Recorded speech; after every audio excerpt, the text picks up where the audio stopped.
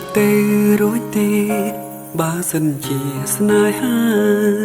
កើតឡើងដោយសារស្រឡាញ់តែម្ខាងក្តីស្នេហានេះគឺអូនជាអ្នកអះអាងហេតុផលក្រុមយ៉ាងស្រីក៏បានដឹងហើយអ្វីអូនមិនប្រាំមុនពេលបងស្គាល់អូនថាក្នុងបេះដូងមានចំណែកលើផ្លេកស្នេហ៍មួយនេះគឺអូននៅមានជំរឹងតើចំណែកលើបងឬក៏គេក្រោយពេលយើងក្លាយជាសង្សារគឺមានតែបងទេដែលដឹងមុនគេ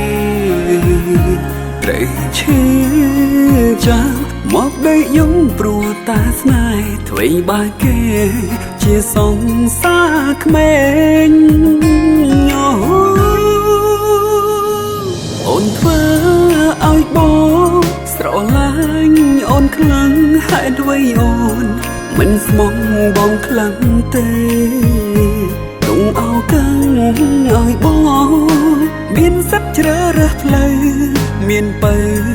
នៅក្បែរដូចមុន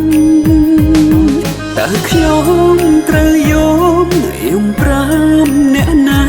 ទៅអោរាខ្ញុំបានធូរស្បើយខ្លាំង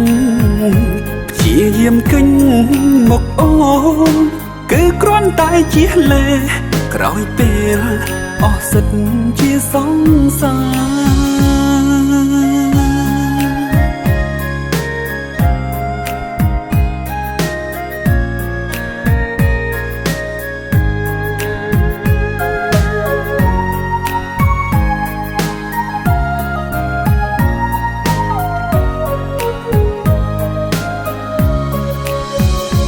ហើយអ្វីអូនមិនប្រាំ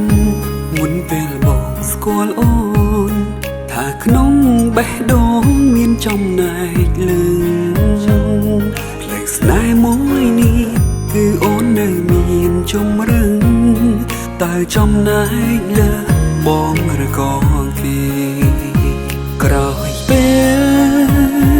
យើងក្លាយជាសង្សារគឺមានតែបងទេដែលដឹងមុនគេត្រូវឈឺ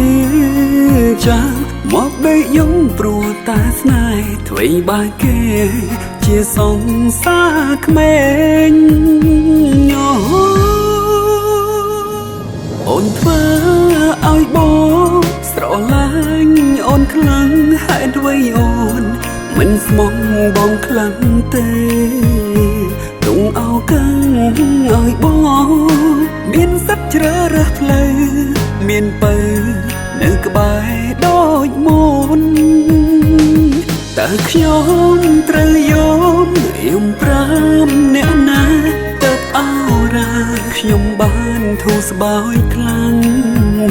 ព្យាយាមកិញមកអូនគឺគ្រាន់តែជាលេក្រោយពេល